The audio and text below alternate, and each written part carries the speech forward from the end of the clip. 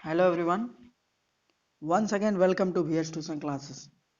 तो स्टूडेंट, आज की इस वीडियो में हम लोग क्लास 10 चैप्टर 2 अम्ल क्षारक एवं लवण के बारे में बात करने वाले हैं। तो चलिए स्टार्ट करते हैं ये मज़ेदार टॉपिक। सबसे पहले हम डिस्कस करेंगे एसिड यानी अम्ल के बारे में।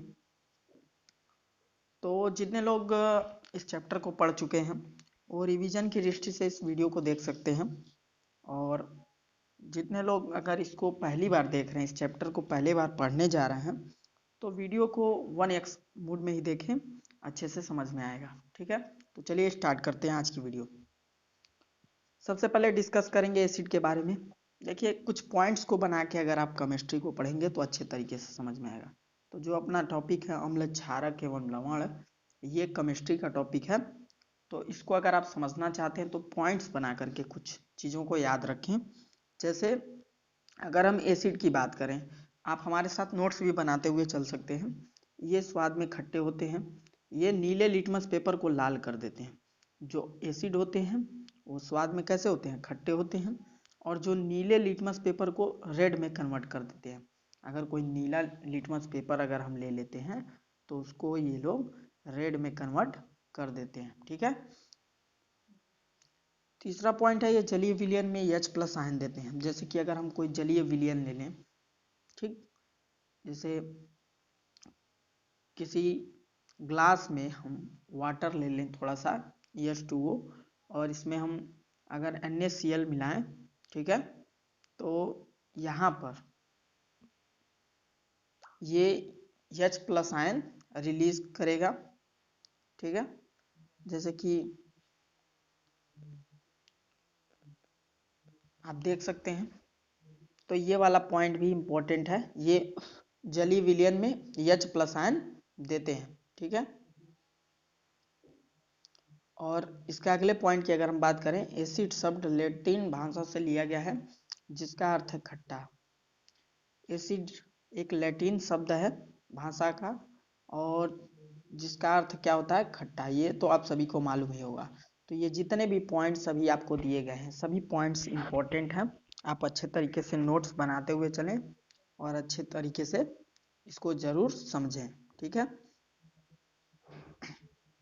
देखिए, एसिड वे होते हैं जिनको हम जल में घोलें तो H प्लस आयन दे। सबसे इम्पोर्टेंट अगर हम इसका निचोड़ बता दें आपको, तो एसिड वो होते हैं जो H प्लस आयन जलीय विलयन में एक्वस फॉर्म में देते हैं।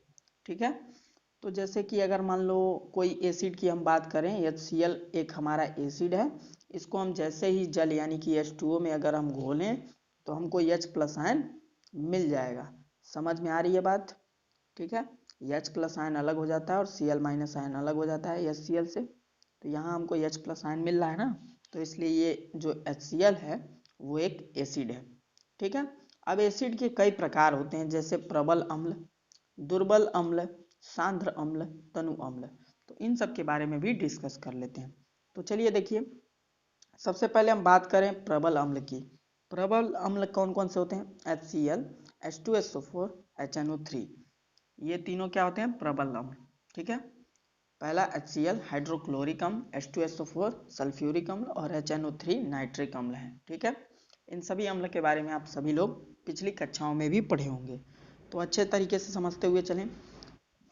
बाकी कहीं दिक्कत हो रही हो तो कमेंट बॉक्स में, चैट सेक्शन में आप लिख सकते हैं। दुर्बल अम्ल के बारे में अब डिस्कस करते हैं, जैसे कि CH3COOH, लैटिक अम्ल, ऑक्जेलिक अम्ल होते हैं। ठीक है, ये सब कौन से अम्ल होते हैं? दुर्बल अम्ल होते हैं। ठीक है, अगला बात करें सांद्र अम्ल के बारे में, तो ये जिसमें अम्ल अधिक मात्रा में होता है जबकि जल अल्प मात्रा में, ठीक, उसको हम सांद्र कहते हैं। ठीक, जैसे अगर कोई अम्ल ऐसा अम्ल हो, ठीक है, कोई ऐसा अम्ल हो जिसमें अम्ल की मात्रा अधिक हो और जल की मात्रा कम हो, ठीक, H2O को कम मिलाया जाए यानी पानी कम हो, अम्ल ज़्यादा हो, ठीक है, तो उसको हम सांद्र कहते हैं। ठीक, और अगर तनु अम्ल की बात करें तो इसको भी आप समझ लीजिए। तनु अम्ल क्या होता है? जिसमें अम्ल अल्प मात्रा में हो, यानी अम्ल जो हो वो कम हो, और जबकि जल की मात्रा क्या हो? एक्सेस में हो, यानी अधिक हो। ठीक है, तो आपको इन सभी टॉपिक्स में कहीं डाउट नहीं होना चाहिए। अगर आप बिहार बोर्ड से हैं तो ऑप्शनल क्वेश्चंस आएंगे, तो यहाँ से आप सभी क्वेश्चंस को आसानी इजीली से टिक कर सकते हैं। यहाँ से आपको बहुत सारे ऑप्शनल क्वेश्चन मिल जाएंगे। तो मैं यही आपसे कहूँगा कि इसका नोट्स जरूर बनाएं। और अगर आप यूपी बोर्ड से हैं तो आपका रिटन एग्जाम होगा, ये आपको मालूम ही है। तो मैं इन दोनों बोर्ड्स की अच्छे तरीके से प्रिपेयर करा रहा हूँ, आप अच्छे तरीके से प्रिपरेशन कर सकते हैं। साथ ही मैं एनसीईआरटी बुक से टॉपिक्स को उठा करके छांट करके ये सब बनाया हूँ। तो आप यहाँ से सीबीएसई बोर्ड वाले भी पढ़ाई कर सकते हैं अगर वो हिंदी मीडियम से। देखिए अगला टॉपिक है हमारा क्षारक यानी कि बेस। देखिए ये स्वाद में कड़वे होते हैं, ये लाल लिटमस पेपर को नीले में बदल देते हैं। ठीक है, लाल को नीले में बदलेंगे और वो जो था बेस वो नीले को लाल में बदल रहा था। ठीक है, और यहाँ देखिए इसमें एक और इम्पोर्टेंट क्वालिटी है, वे जलीय विलयन को, ये जलीय विलयन में OH माइनस आयन देते हैं। ठीक है, जैसे NaOH एक आपका क्षार है, आपको मालूम है क्षारक है, बेस है।